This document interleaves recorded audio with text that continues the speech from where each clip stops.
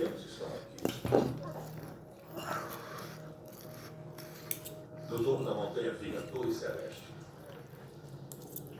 Ruínas de uma civilização antiga. Muito avançada. Muito poderosa.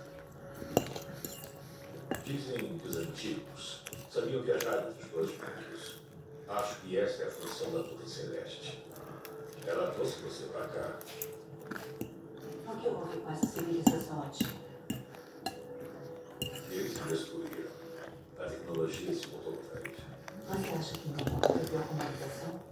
Eu suspeito. Mas o portal aberto entre nossos mundos já foi catastrófico de uma vez. Eu pretendo garantir que isso não se repita.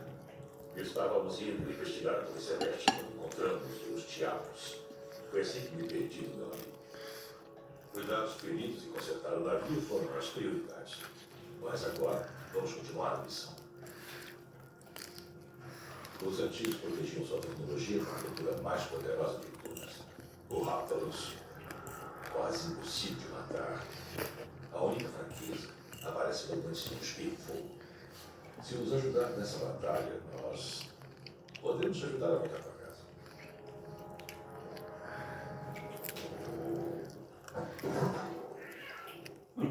Qual é o problema?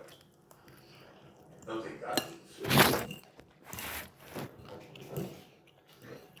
Ei! Andou beber para a caneca de novo.